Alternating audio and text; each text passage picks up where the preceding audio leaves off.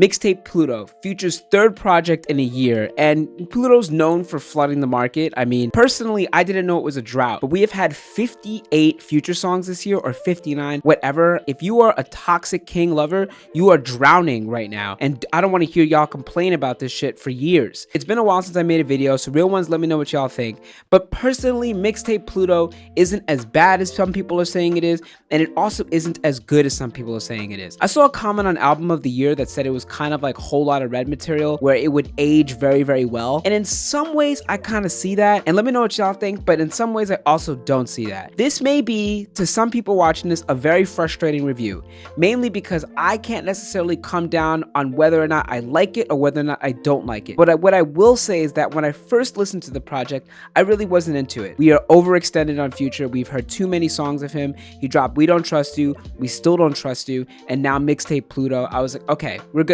We're good. As I listened to it like the 10th time, I listened to it running, I listened to it working out, I listened to it cooking. Basically, I really put the effort in because I'd be trying to put efforts into these reviews, y'all. I'd be trying to put effort into these reviews, y'all. I found myself enjoying it more and more. I found myself enjoying more songs on it. And then I found myself asking myself, like, damn, is this album really as bad as I thought it was when I first listened to it? First and foremost, it starts off with Teflon Don, which I think is all right. It's not a bad opener, but I really feel like Lil Demon is like the first song that I really truly like. With Mixtape Pluto, Future's trying to get back to like 56 Nights, the Monster days. He's trying to get back to what solidified him as one of the greatest rappers of all time. And in a quick tangent, Future is one of the greatest rappers of all time, just off of presence, influence, tenor. Like, generally, this man has influenced the entire genre that is effectively rapping just like he is right now. Even down to the fact that Playboi Carti, with a pretty decent single in All Red, is effectively sounding just like Future. There would be none of hip-hop without Future. Now look, Future is problematic and toxic in a variety of ways. How many kids does this man have? We know all of these things. But when it comes to street rap, since Racks on Racks on Racks from YC, about like 11 years ago at this point, Future's been on top and has been the barometer for the game. I know there's gonna be some neckbeard in the comments. It's gonna be like, well, he's not some lyrical miracle, bro. Shut up, bro. He was in the dungeon, okay? With the Dungeon family. He was there when all these classics were being made. There's Gucci Mane, there's Jeezy when it comes to street rap, there's Hove before them, but Future is that dude, okay? When I was like the kid from the suburbs walking into my barbershop in Queens, and I was like the only person that was fully from the suburbs, and everybody was from Southside Jamaica, Queens, like all these niggas loved Future. And at the time, I wasn't that into it. This is probably like 2010, 2011, 2012. I was like, what are y'all listening to? I just couldn't get it. I was like geeking off of blog rap, like Pac Div. I loved Asher Roth at the time. You know, Kendrick Lamar, right? These K-Dot, when he was going by K-Dot at the time. I was geeked off of that, and I could not understand what these niggas loved about Future. But now, 11 years later, 12 years later, I totally understand what these niggas love about Future. And on top of that, what Future has meant for all of these niggas. He's meant like worlds to them. Anyways, yes, now that we got that out of the way, let's get back to the album. Lil Demon, I think, is where the album really starts to kind of open up. I like Lil Demon. Ski, I'm not that into Ski. You know, I feel like people were really jacking it, which is really cool. I saw it in a number of people's comments.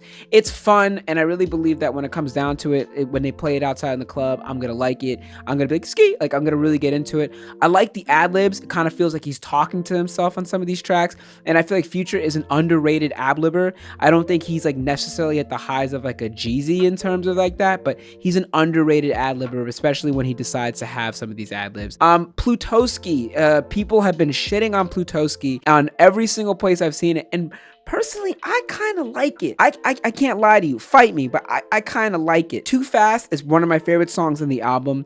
It has a clear lyrical narrative. It's about going too fast. He talks about buying the house. He talks about driving the G-Wagon. Like, none of this is meant to make you think too deeply, okay? None of this is meant to make you really dive in and really sit there with like your hot toddy or your peppermint tea or your chai or your matcha in front of the fire and really dive into these lyrics. None of this is meant to do that. But what it really is meant to do is to kind of show you an ethos of the life that this man is living. Now, this man, I know he's like damn near 40 or however the hell old he is. The fact that he's still living this life speaks to a whole nother thing that has to do with like masculinity and how rappers and people and men especially stop growing at the time that they become famous, which is a whole nother discussion. And maybe I'll do another video on that. But just judging by my output of videos lately, I'm probably not gonna do another video on that. But still, I love y'all. But anyways, I feel like Too Fast is the first song after Lil Demon that I really like on this project, right?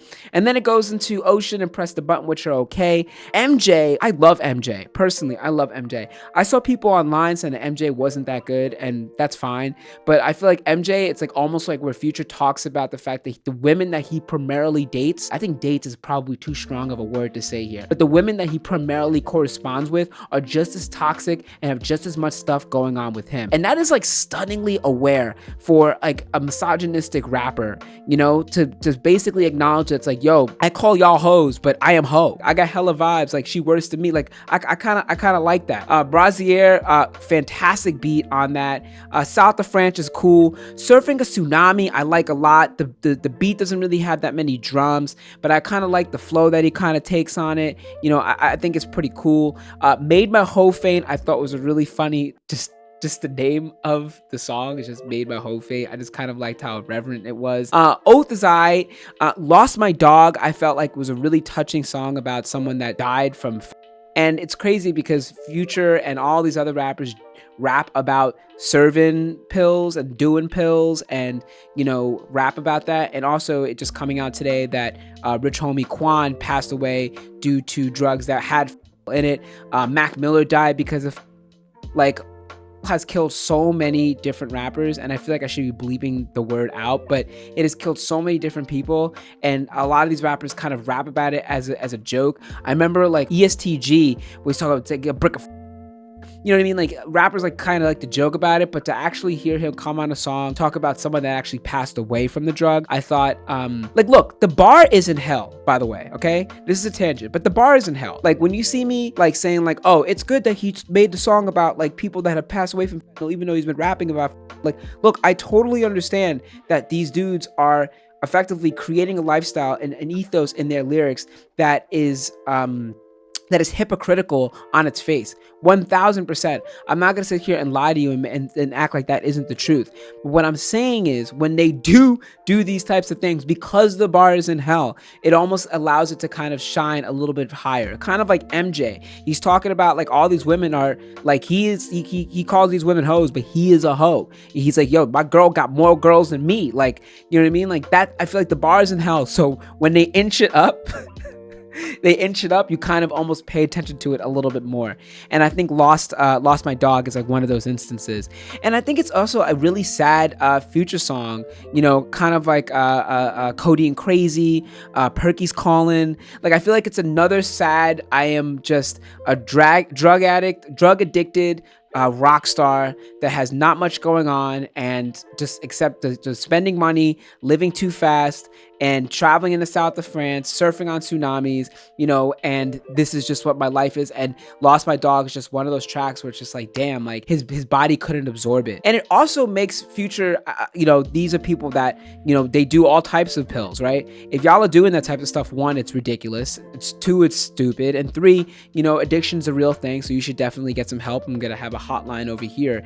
But the point that I'm trying to make is, at any given time, it could be laced with something. And I'm sure, like in this song, Lost My Dog, and Future kind of rapping about it and rapping about how someone close to him passed away from this. I'm sure he's looking at Rich Homie Quan passing away from this, just being like, damn. I'm sure that like they're also realizing that like, and any given time I could take something and it could go south, which is why like I don't do these drugs. But if you do these drugs, make sure you get your drugs tested, because if you do partake in it, that is your prerogative. But if you're gonna do that, make sure you get these drugs tested, because it's like really sad. And anyways, then it ends on A Say Gang, I Say Gang. I'm saying it wrong, but you know, overall, Mixtape Pluto is a decent vibe. It's a decent vibe. It's, you know, it's not 17 for 17. Maybe there's like 8-9 songs out of it. And I truly believe that if we were to condense of the 59 songs that Future dropped this year, his 3 #1 albums this year, you know, good on him for sure. Good on him. His 3 #1 albums this year. And I think I also saw somewhere that he has like 11 #1 albums going back to DS2 or Honest. I'm not sure. Someone do this. Somebody put it in the comments. Let me know what y'all think. But I feel like if you were to take like 12 to 17 songs out of the 59 that Future dropped this year, you would have a classic project. And that has been my consistent complaint with bloated rap releases for years. Like, honestly, for years. If you've been watching my videos, if you're a real one and you've been watching my videos, you know that I've been talking about this for years, that rappers need to do more editing. They need editors, okay? Shout out to Hillary Croswell Coker. She was my editor, okay? Shout outs to editors. Rappers need editors, okay? We need people to come in here and be like, okay, no, let's cut this out. Let's snip this out. Let's snip this out. Let's just make this condensed, you know? But he was kind of going for a particular vibe. Anyways, it's your boy Jacques. Shout outs to the real ones. Drop a W if you made it this far. Sorry my output has not been that great. I'm trying to keep it up, but personally I've been trying to get some actual work in because these videos don't make any money at all. You would think that the creator lifestyle is glamorous, flying first class, etc, etc, etc. It's not. So if you know anything on that front, please keep me in mind. But anyways, shout out to the real ones. Drop a W again if you made it this far. I'll see you on the next one. It's your boy Jacques. Peace.